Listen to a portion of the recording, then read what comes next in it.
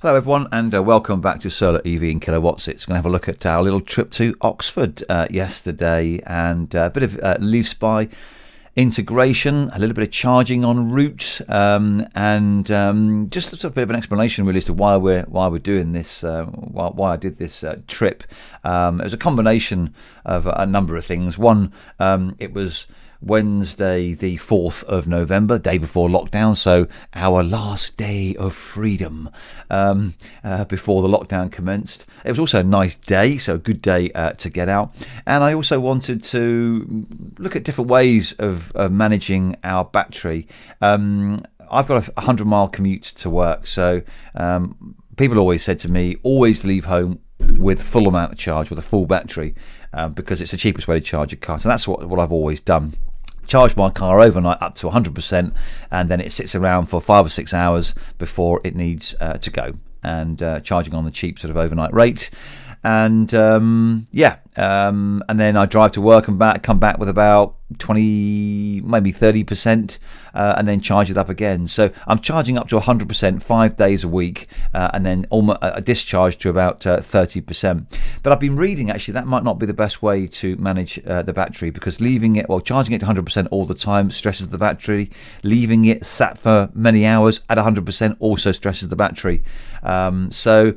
It was suggested to me from various sources, through social media, through various forums, and actually Nissan forums, that the best thing to do would be to charge it up to 80% and then discharge to 20% and use that part of the battery so that you don't overstress it.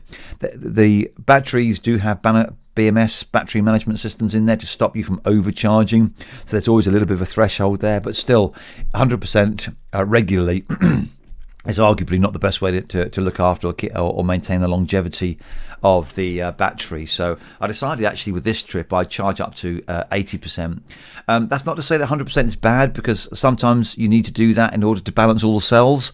So it might be that I do every other or every third journey up to 100%, because I can actually get away with 80% return trip. To arrive with about 15 to 20% of my battery, and I do have a charging station at work which I can use. It's not free, but just a few kilowatts as a top up is just going to be a matter of pence. So yeah, I could get away with it. So yeah, nice day pre-lockdown, and a little bit of battery, better battery usage and understanding, and also to give me some more experience of charging en route, and a better experience of using a better route planner.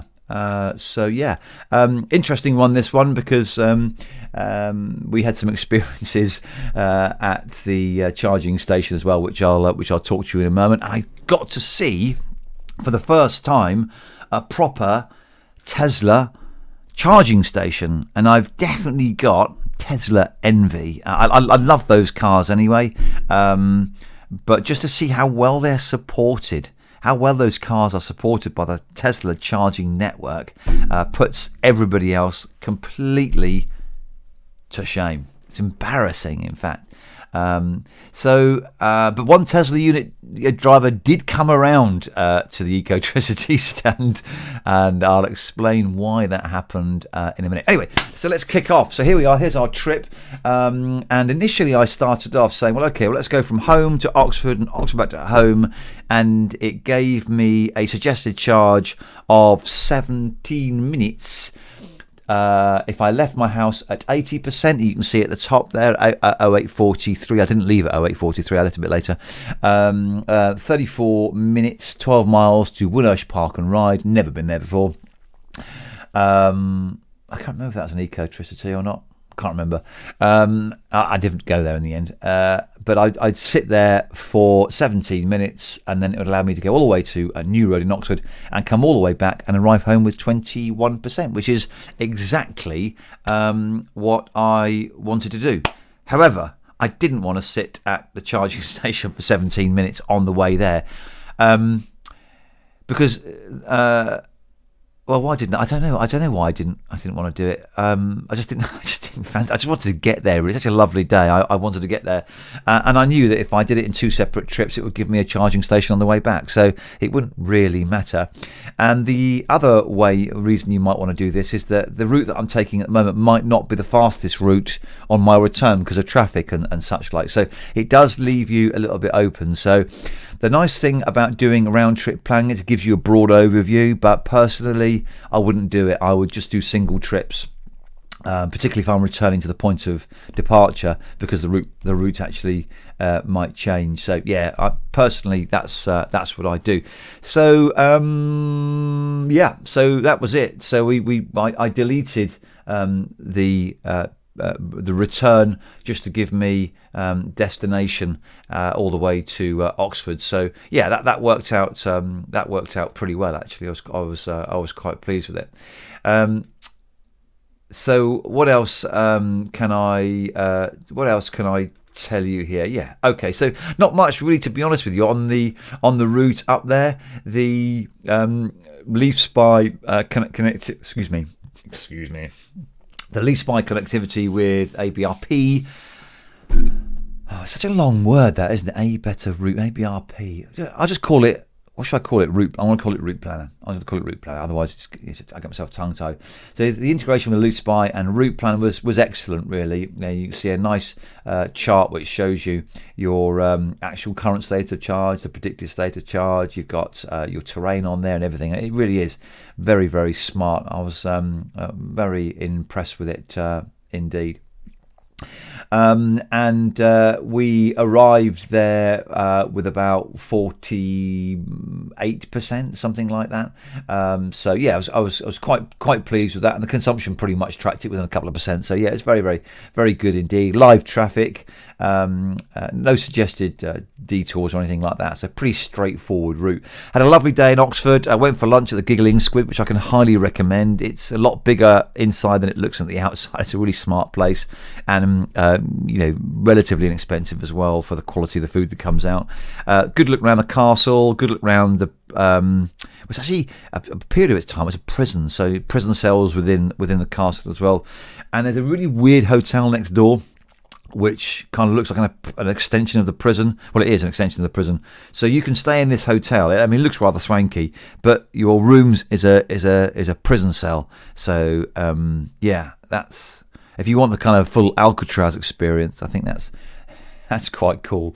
So anyway, the trip home suggested me setting off, and as you can see from this slide here, what are we? 45% suggested that I arrive, that I charge up for 13 minutes at the charging station. So yeah, that's what we were going to do, and that was at the Woodall Services. So yeah, that's at the Woodall Services to get my charge. Yeah, so we arrived at the we arrived at the Woodall Services. I think that particular service actually is for both ways, both sort of north and south, because you kind of get onto it. It's not like a service station on each side of the road. I suppose that's the way a lot of them work nowadays. But the first thing I found was signage. Signage for Ecotricity or anything else other than Tesla is poor. It doesn't tell you where the charging stations are at all. You've literally just got to drive around the car park and try and find it. However, we did see signs for the Tesla parking, and I kind of went towards that, thinking if you're going to put in a dozen or so charging stations and suck some electricity out of the grid, we may as well all be in the same place. Well, I was definitely wrong, because these are more recent additions, and they're not in the same place as the Ecotricity, of which there were 3 stations there, 2 sort of CHAdeMO CCS and 1 Mackenzie Type 2 22 kilowatt sort of relatively slow charging point. So, but anyway, followed the Tesla signs, and wow, what did we see? This charging station here. This is the first one I've ever seen. and I was really impressed. I know there are more impressive ones than this, but I was really impressed with this. There must have been 20 odd charging stations here, and everything from Model 3s, Model X's, Model S, all looking very smug and very happy that their signage is brilliant. They've got lots of charging, and they can charge up to, particularly with the Model S, I think up to 150 kilowatts. Do you know what? It might even be more than that now. There's some talk about 200 and 250 kilowatt charging. So, I mean, you're going to be set there for 7/10 of feck all, really. If that's what I understand, is actually cars waiting for you. By the time you've gone and ordered your coffee, it's ready to go. So you're kind of running after it, really. That's brilliant, and I definitely had Tesla envy there. So we turned up at our charging station, and it looks a little bit sadder than the swanky Teslas. The first one I turned up to, I couldn't get it to work, and now this was my fault, I understand. Because what I'd done is I plugged it in first and then tried to charge, and then they couldn't communicate with each other. And I tried 2 or 3 times, and it wasn't having it. The one next to me with the CCS was being used at the time, but they were packing up and going. So I literally just moved next door, and this was on a free vend. So I thought, Biz, no, that's great. So yeah, plugged it in, and I chose channel mode, and it just started. So yeah, that worked really, really well. So I called up Ecotricity, and I said, hey, look, I've had a problem with this charger, and it's zapped 12 quid off my card, and I'm now on a free vend, so can you refund it to me? She said, no, there's no need to do that. We only charge you for what you use. That's just a block on your card, basically, but you don't actually charge that. So that was quite cool. And she explained to me that the reason that I was having a problem with it was because I plugged it in first rather than set it up first and then plugged it in when I was advised. So of me rushing, basically. And then so I got on this free vend. The funny thing was that another Nissan Leaf came parked next to me, and I could see them trying to use that charging station, and I could see that they were doing the same thing as me. But also I was on a free vend, and I was only going to be there for 10 minutes or so. So yeah, they could just use a free vend, couldn't they, really? So I explained to them, look, I had some problems with that. They might be okay with it, but they can come onto the free vend when I'm done. And as I was having that conversation, then somebody else turned up, and I said, I'm not going to be long, but they're waiting as well. So I said, okay, I'll wait. They had an iPace or an ePace, whichever the electric version of that the Jag is. And then a Model 3 turned up. So I'm like, what's going on here? So I spoke to the Model 3 guy and explained what's going on, blah, blah, blah, and that he was in a queue. And I said, anyway, your chargers are up there, much more funky. And he said, yeah, but this is a free vend. I'm thinking, I should have asked him this. And I didn't. I said, well, how do they know it's a free vend? I couldn't see on ZapMap that it was a free vend. There was only a comment the day before that it was on a free vend.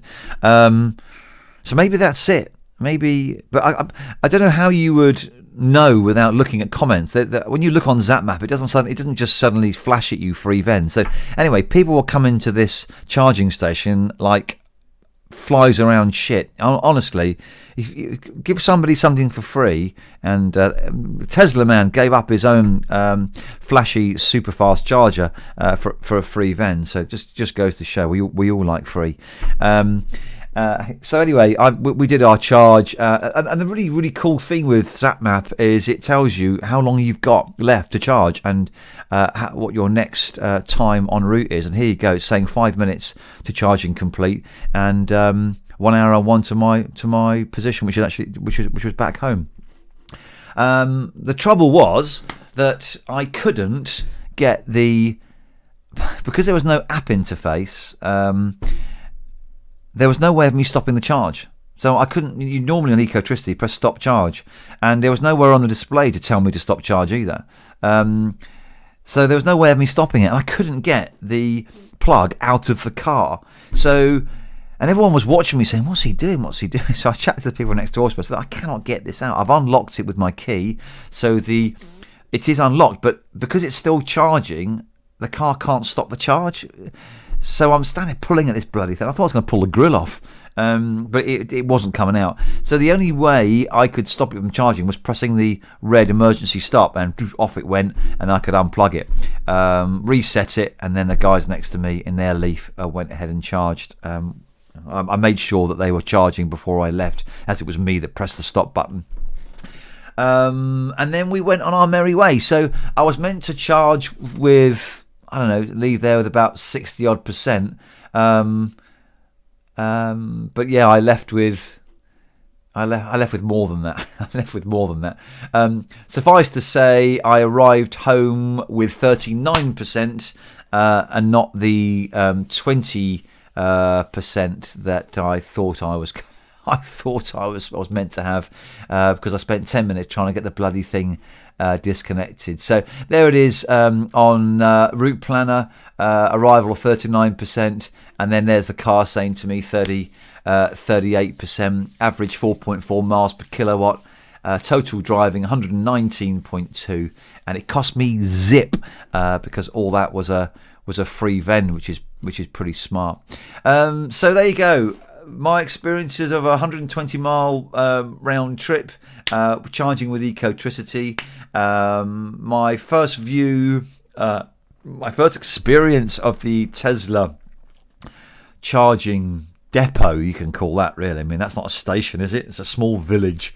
And a lovely day in Oxford as well. So I'm going to do lots more of these, I think, because I think there's ways in which I can refine it a little bit more, and get some more data as we get more experience with our electric Leaf. So I hope you've enjoyed it. Please subscribe. Please leave any comments at the bottom if you have any, particularly if you are an experienced EV user, whether it's Leaf or any, ideally if it's Leaf, but if for any other electric vehicle that you use, and share that, and share your experiences, and any tips that you might have that we can all benefit from. So thanks for watching, and I'll talk to you again soon.